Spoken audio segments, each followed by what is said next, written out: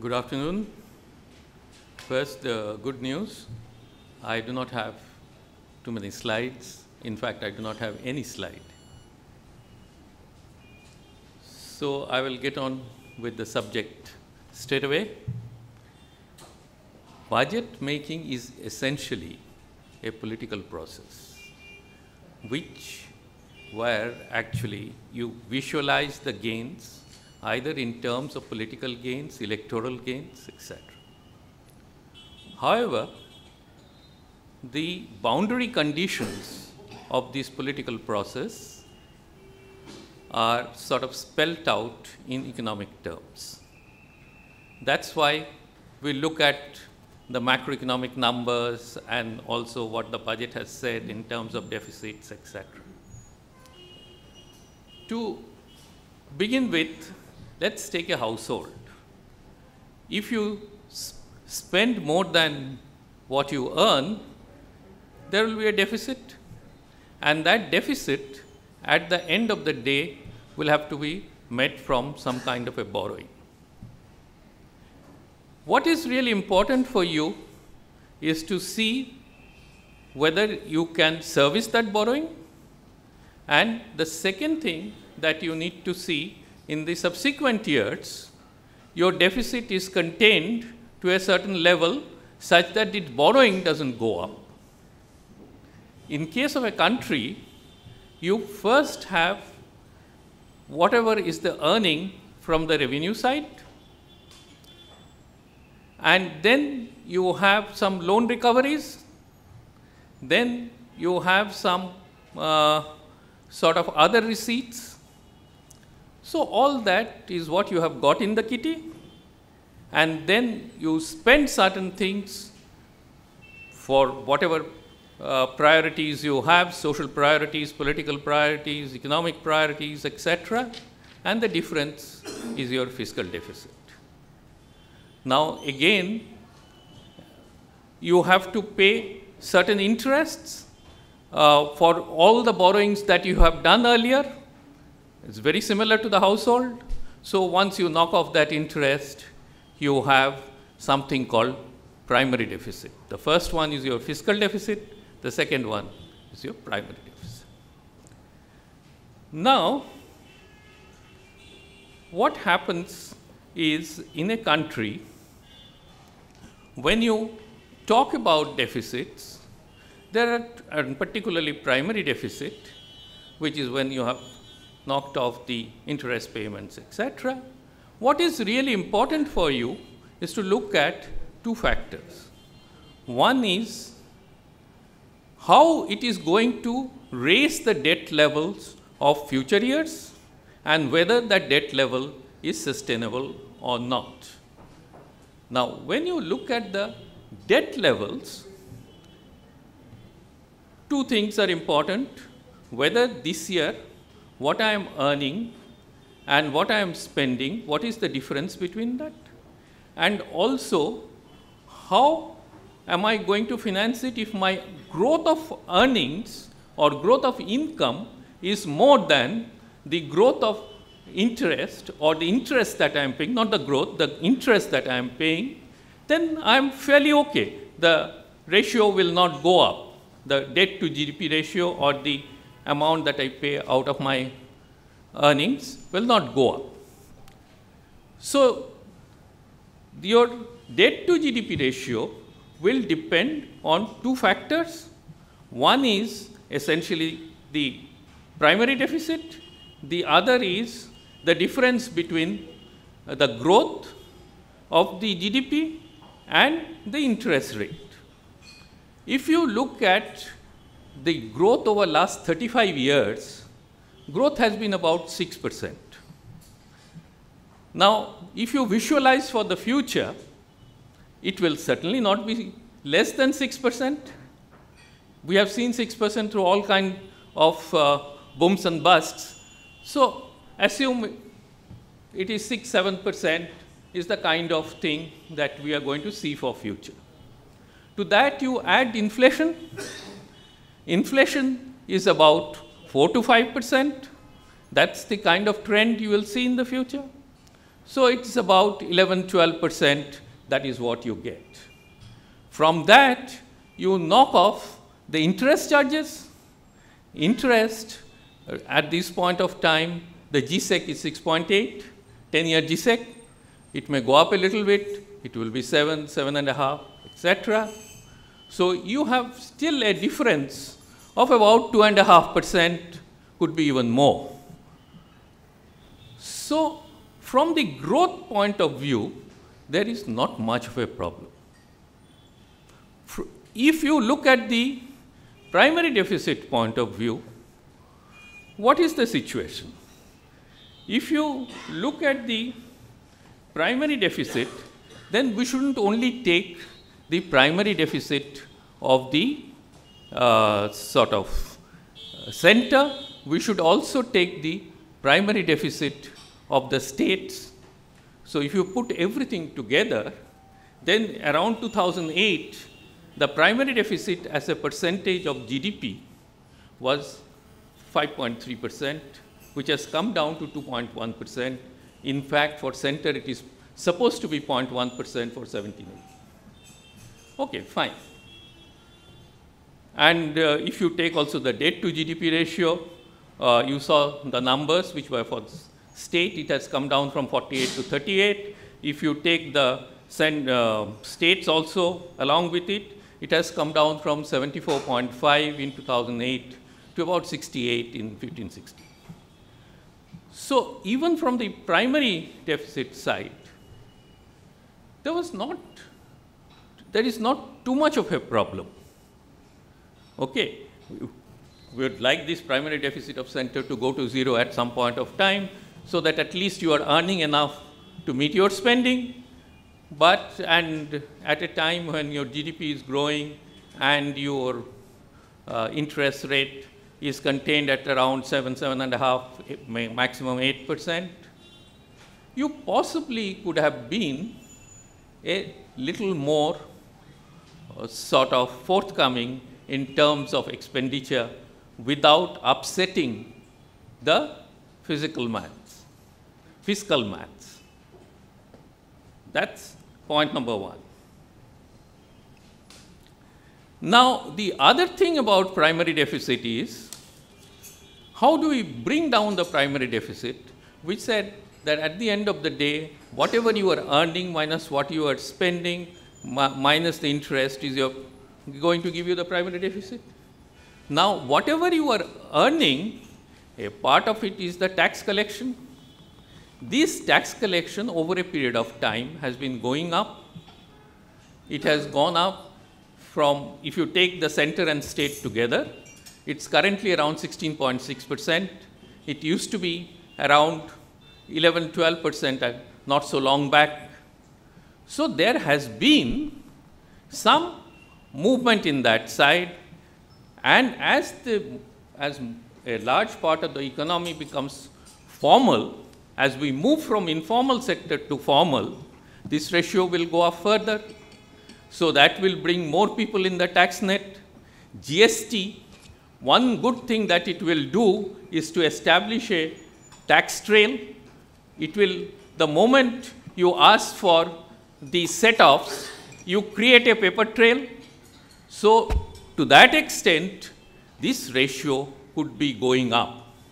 So going ahead, possibly we will have more flexibility of having higher levels of debt without affecting the debt GDP ratio. So that's one thing that we need to keep in mind.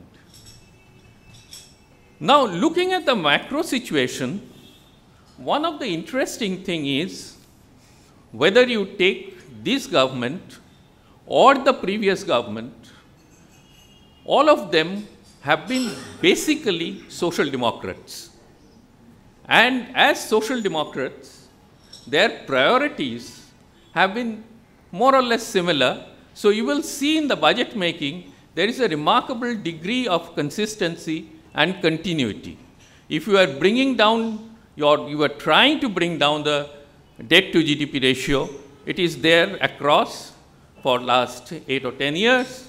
If you look at the primary deficit to GDP ratio, it has also come down.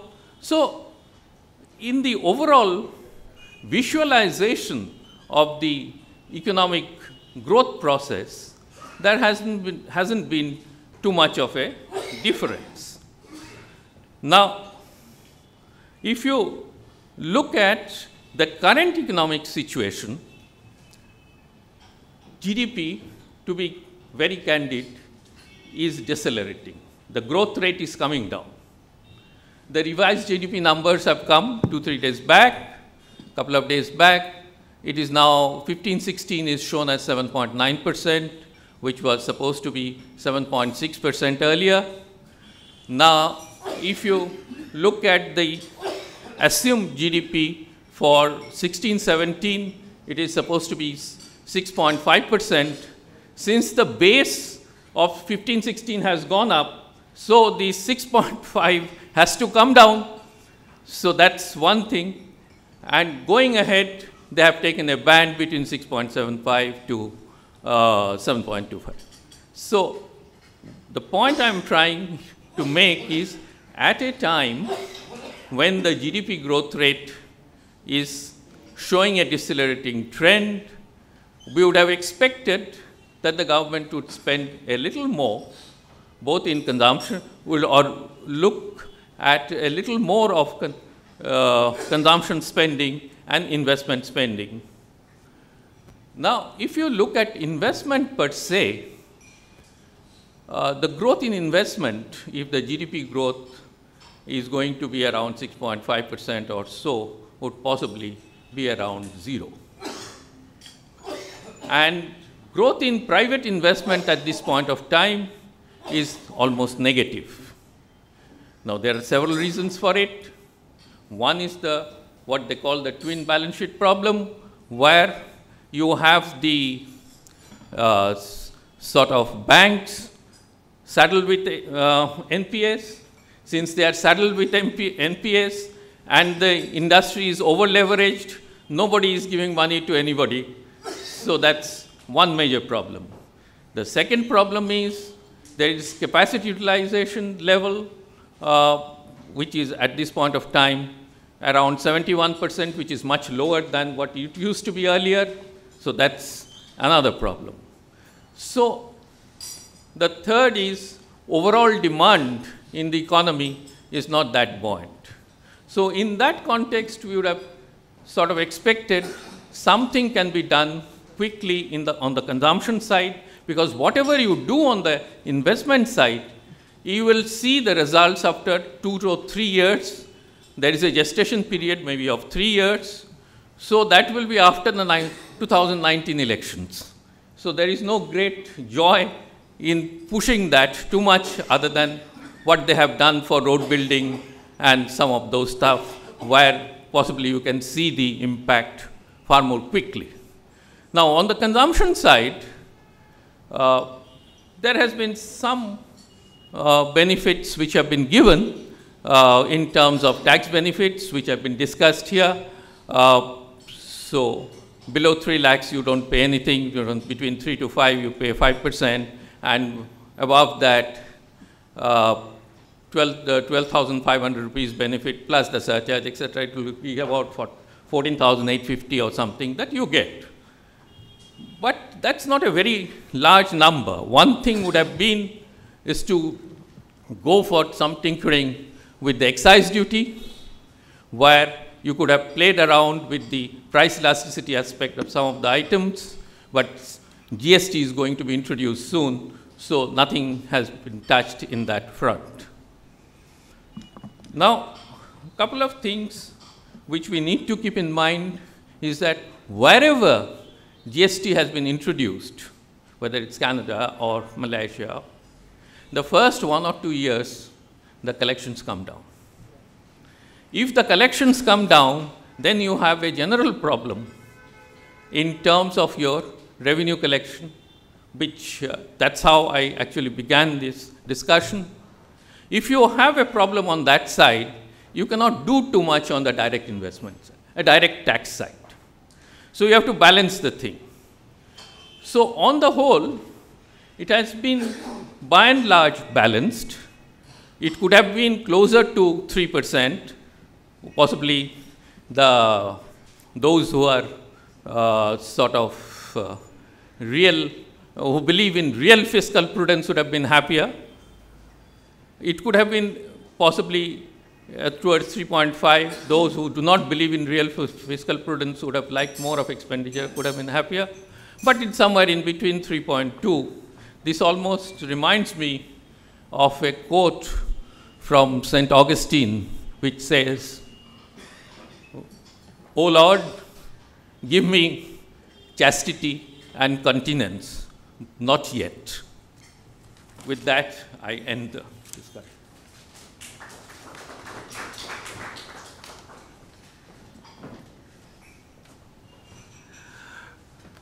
Thank you very much, Dr. Roy, for your comments.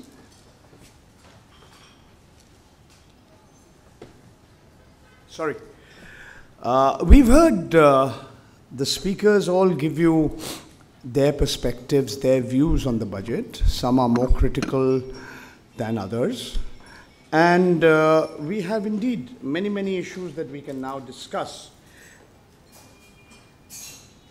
Let me start by flagging a few points, which perhaps complements some of the presentations that have been made, and some of them have not been touched upon. There's one huge elephant in the room which is everybody's ignored. Mr. Jaitley said that he's going to take some measures to curb the use of black money in politics. And he has reduced the limit on anonymous donations to political parties from 20,000 rupees to 2,000 rupees. Now, let me hereby submit that this is at best a cosmetic change and will have little or no impact on the black economy. He's also suggested electoral bonds. We don't really know what kind of electoral bonds he has in mind, but again, if those electoral bonds give the buyer a certain amount of anonymity, then the question is, are we really making the system more transparent? As Dr. Roy pointed out, budgets are not just bland statements of the accounts of a country. They are intensely political statements.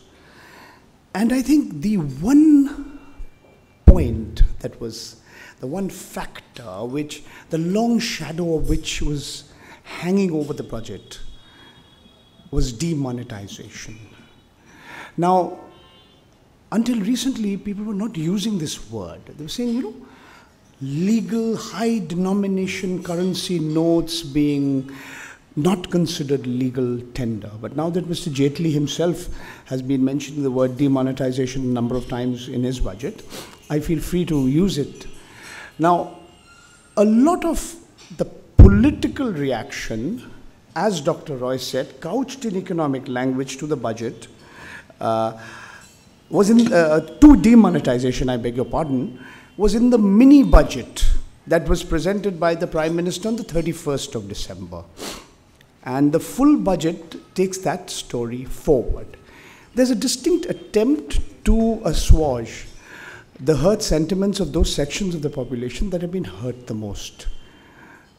Senior citizens, they've got a higher interest rate on the deposits, the homeless, the small traders, MSMEs, the farmer, women, who are the major savers. Having said this, there are 2 or 3 points that have come up over and over again in the presentation. The first thing is the huge amount of uncertainty. Firstly, by bringing forward the presentation of the budget by about a month, you're actually factoring in data up to the end of October. We have reasonably accurate data. And you haven't factored in the extent of the disruption. Once again, Mr. Jaitley uses the word disruption. That demonetization has caused to specific industry segments, to livelihoods, among other things. Add to that the uncertainties because of the implementation of the GST with effect from, we presume, the 1st of July, unless it's going to be postponed further. And we have a number of questions that can be raised about the credibility of the numbers. And I have here a question for the panelists, and any of them should feel free to answer this question. If you can just pick up the mic, and any of my colleagues on the panel can feel free to ask, to react to the question that I'm asking. If you look at the overall rate of growth of taxes in nominal terms is about 17%. Okay?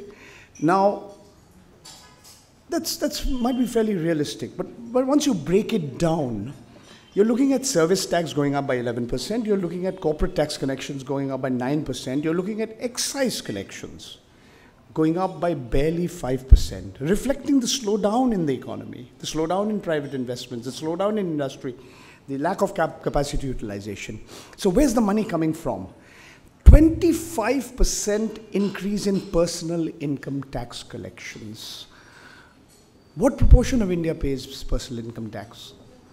The number of tax assessees is barely 3% of the population. The number of people who pay personal income tax is about 2% of the country's population. And more than half the number actually pay tax because they don't have a choice. Their tax is deducted at source. So the question I have, if you are actually assuming a 25% increase in personal income tax collections, are you going to see the return of the Inspector Raj, the so-called tax terrorism that the BJP used to rave and rant and rail about? Or are you going to see most Indian taxpayers having a change of heart? Not I, Mr. Jaitley says that India is largely a non-tax compliant nation. So the question I have, and any of you should feel to answer, is this realistic? Or is this a triumph of hope over realism? Please pick up the mic, and anybody should feel free to answer that question. Yes,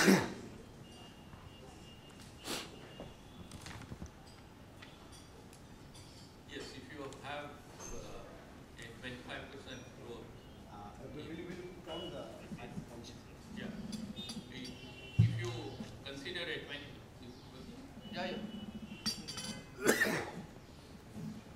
25% growth in personal income tax, and when the nominal income is going to go up by 11.75, that's correct. there appears to be certain anomaly, because under the best possible circumstances, the buoyancy can be about 1, close to that, not more than that. Given that situation, obviously, they have in mind that more people will be brought inside the tax net. Maybe this movement towards formal economy will leave sufficient paper trail to get people inside the tax net. There could be some collections from the fines imposed on the people who are holding the tax money, or who are, could be suspected of it. So these are some of the things they could have put in the calculation, but in any case, it looks a bit on the higher side. That Okay. was kind of clear. Thank you. Mr. Parekh, would you like to add to that? I would fully agree with what has been said so far. The expectation seems to be that all those taxpayers who have been dodging payment of taxes thus far, because of the black economy, because of undertaking all transactions in cash, having regard to the major demonetization drive, the expectation now seems to be that taxpayers will come clean, will start filing tax returns, will start paying taxes. That seems to be the thought process. So we are all hopeful that Mr. Jaitley is correct, and most Indian taxpayers from this financial year onwards will become sadhus and sants. Fine. I wish him all the best. Professor Nagaraj? No, I may be wrong. The pay commission has been implemented for the government employees, and now it's going to be implemented by many states and many public enterprises. So, as you know, when they are the people whose taxes get deducted at source. So, if this is the case, then straight away the tax collection goes up because the tax is directed source. I don't know the structure of the pay commission as being implemented. If this is the case, then it's a case of a captive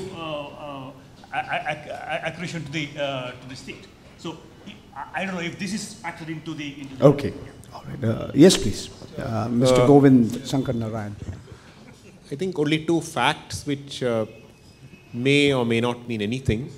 There is a 5 lakh crore, I am told, out of this 14 lakh crores that got deposited in the banks, where of 80 lakh rupees denomination and above. Maybe that is giving some confidence to be able to pinpoint who they can target. I think, that's probably, one aspect. The second thing is, I think the tax collections growth in the last 2 years has been quite buoyant. I don't know, probably Dr. Roy, you may know, but I believe it is in excess of 18 or 19%, if not more. So I don't have the statistic with me. So perhaps they feel that some of that buoyancy will continue. Okay, all right. Let me take up a point which you mentioned in your presentation, Mr. Govind Shankar Narayan. This issue of capital expenditure and where the money is going to come from. Now, all good finance ministers, they play around with these figures. Whenever it suits them, they'll compare budget estimate to budget estimate.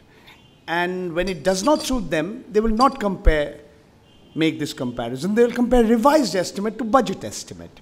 But, I mean, to be fair, if you just crunch the numbers, you'll find lots of anomalies. Now, if you compare budget estimate to budget estimate, the government is kind of assuming an 11% overall rate of growth of capital expenditure. I mean, that's by and large in keeping with the trend rate. But if you look at the revised estimate and the budget estimate, actually it's not 25%, it's half of that, less than half of that is 11%. In absolute numbers, it works out to about 33,000 crores. Now, will it happen? Let me suggest why it won't. One of the assumptions that have been made, and this is the point that you made, Mr. Govind Shankar Narayan, is the assumptions that have been made in the receipts budget on the money that the government would get from divestment of shares of public sector undertakings, including what are called strategic sales, which is really a euphemism for privatization. Now, never has the government ever been able to achieve the target which was given in the budget. For instance, in the current financial year, the target, the budget estimate was about 67,134 crores. The revised estimate says it was 45,500 crores. Now, if you look at revised estimate to budget estimate, you are assuming a sharp 60% rise, including, it's supposed to come up to 72,500 crores. Now, that would include, the LIC and or the state-owned insurance companies. You're looking at a whole lot of other areas, including clubbing PSUs, oil companies together, lots and lots of proposals. Now, I draw your attention, to what Dr. Arvind Subramanian himself said in the economic survey, where he said there is an absence of political consensus on issues of strategic sales and divestments, not just across the political class, forget that, within the center and the states, between the government and the states. So if indeed there's a shortfall in the expectations of what you're going to get by way of divestment and receipts from strategic sales, then can you realistically expect capital expenditure to go up by 33,000 crores in nominal terms as has been presumed in the budget? Yes, sir. I think I agree with you, and that's what I said, that the divestment number is the one number which seems unduly optimistic in the revenue receipt side. The main point I was trying to make there, Mr. Gohatakota, was that some of these areas where the FM is saying that they will spend money appear to be areas that they feel confident of being actually able to spend it. Because one of the challenges in any budget is the difference between saying you will spend money and actually spending it. And in fact, if you look at the track record, the UPA government had a worse track record of that. If you look at the numbers are not very different, but they would typically say they'd spend 80 to 100,000 crores and they'd spend about 60,000 crores there. So about 75%, whereas the NDA, that is the Modi government's performance has been close to 95 to 96% generally. When they say they spend something, they actually go and spend it, which is perhaps reflective, I think, of maybe perhaps just better execution capabilities on the ground. So I think greater execution capabilities with greater targeting is the only reason why I believe that the same amount of capital expenditure may give you more bang for the buck. But, one is only being optimistic. This is politics after all. Great. Professor Nagaraj, would you like to add something? You're fine. Dr. Roy?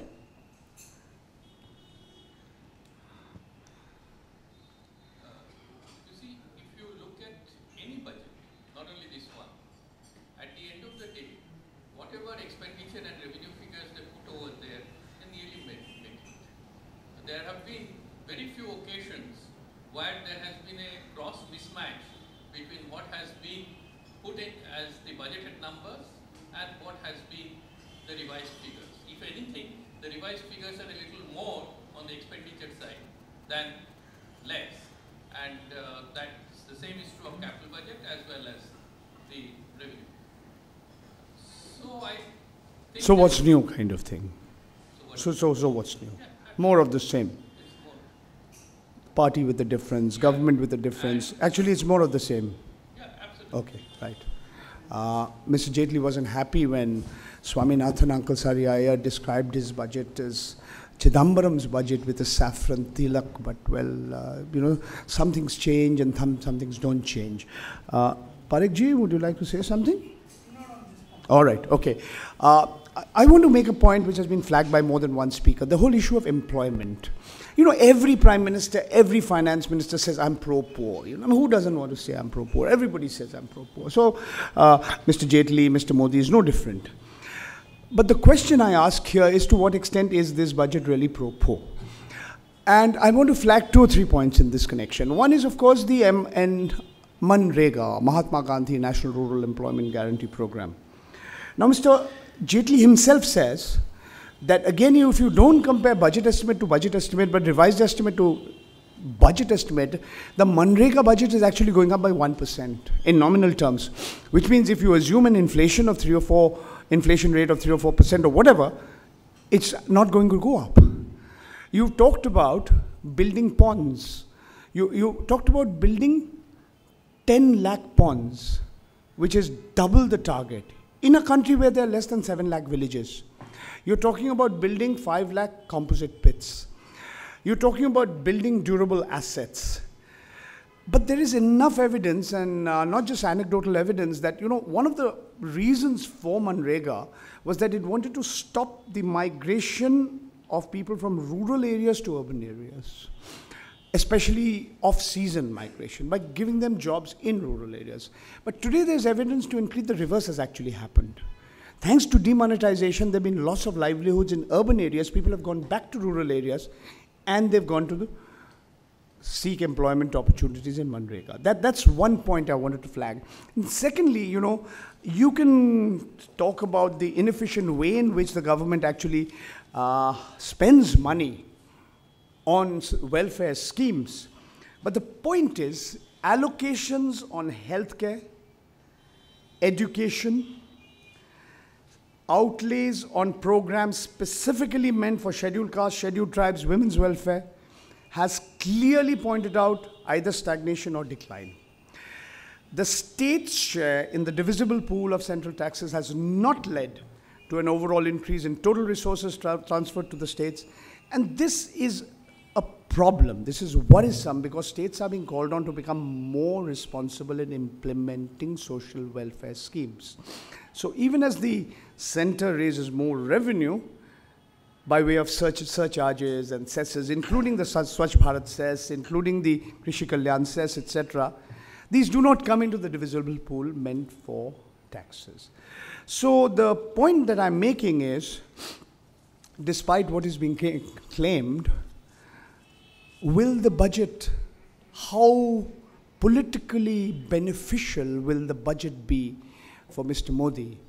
We'll surely know on the 11th of March how UP votes and how Punjab votes and how Goa and Uttarakhand and Manipur votes. But this is the big question I have. Professor Nagaraj, would you like to? I have, in fact, as I said, I have more slides. I did not show it. I can show it if you like. See, in fact, Manrega, which has, in fact, the Finance Minister claimed 25% increase in the budget allocation over the previous year. Actually, if you do the numbers carefully, in real terms, it is less than last year. Yeah, as Paranjay said, it is 1% higher in nominal terms, but if you actual in real terms, it is less. So therefore, I think this is a hoax. Okay, I mean this is I'm using harsh word, but this is a fact. Okay, and secondly, see, this is where, see, it's like, imagine you have a big sack and then you have different pockets. Okay, and then the sack remains the same, but you keep changing, you know, the proportions in the sack. But the overall effect of the government expenditure on the economy is going to be roughly the same. I mean, unless you expect that, you know, shuffling between the various pockets is going to give huge efficiency gains, which is not the case. So therefore, that is where I always start with the macro picture. The macro picture, there is no increase in overall expenditure as a percentage of GDP. And that for me tells, gives most of the answer. Okay, anybody else? Dr. Roy, Dr. Parekh, anybody else would like to comment? The only thing I'd like to add is there is a specific tax benefit under the Income Tax Act in case of taxpayers which offer employment to new employees. So wherever you offer employment to new employees for a period exceeding 300 days in a year, 30% of the salary paid, in addition to the salary paid, an extra 30% is allowable for tax break for a period of 3 years. So that's one incentive which has been provided under the Income Tax Act. Okay, all right. I'm sure I can go on and on, but you haven't come to hear me, you've come to listen to the panelists. So may I, at this juncture, throw open the proceedings to you. And I'll request all of you to please identify yourself, and I'll appreciate if you keep your comments short, your questions pointed, and if you wish to address your question at any particular panelist, you should please indicate so. Yes, sir. You may speak into a microphone. My name is Vishwas Tendulkar. I represent a non-profit called iWatch. We work with the government as advocacy. A lot of things that happen because of us. Some observation. This country has got 27 crore PAN card holders. We are talking of 3 crore taxpayers. How about balance 24 crore? Is there any mechanism? Number one. Number two. Mr. Modi, nothing is political. He mentioned that about Skill India, Make in India. Is there any provision except that 25 crore? There is no provision to trigger Make in India success, to trigger Skill India. Number one, this is the third budget of this government. Second budget was mentioning about Swachh Bharat, under which 2% says the service has increased. Actually, sir, this is the fourth budget. Fourth budget. Sorry. Fourth budget. Fourth budget. Now, there should be a provision of removal of the excess component. All the Swachh Bharat, the cess is collected, all the toilets are pulled down. Why this to be continued? Is there any provision? Under GST, this will get merged. That's a different issue. But component which has already made a difference to be also withdrawn. I don't think such provision is there. So I think agenda is different, budget is different. That's what my observation. I may be wrong. Okay. Would anybody like to react? Mr. Parekh? Yeah. So on this point about country having 24 crore PAN card holders, 27 crore versus only 3.5 crores taxpayers or people who file returns, the answer to that is that an individual is required to file a tax return only if he has an income which results to a tax liability.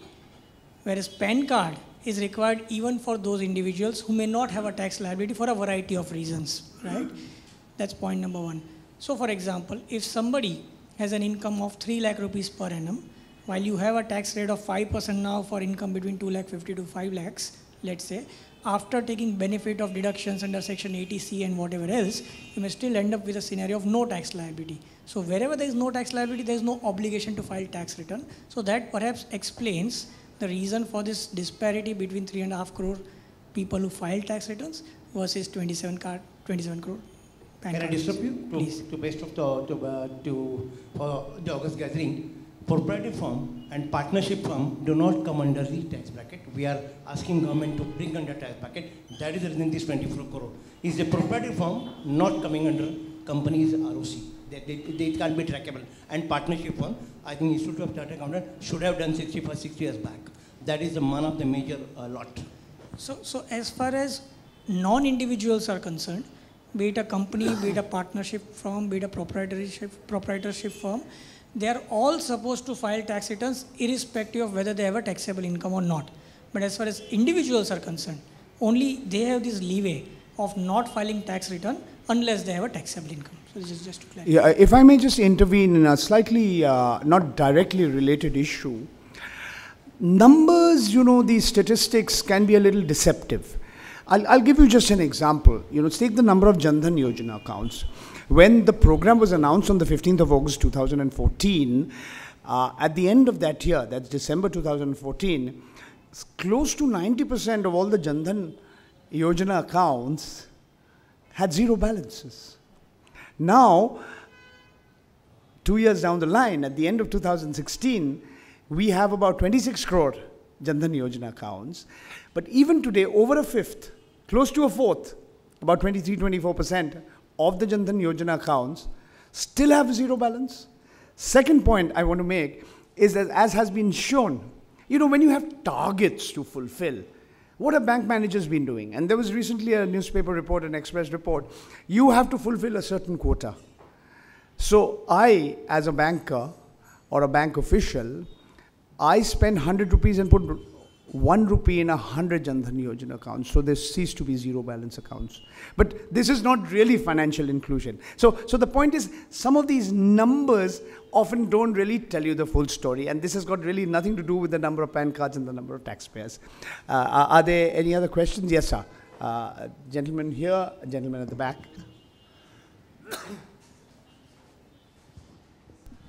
Mr. Dakota, I'm happy that you mentioned in passing the political donation hypocrisy from 20,000 to 2,000.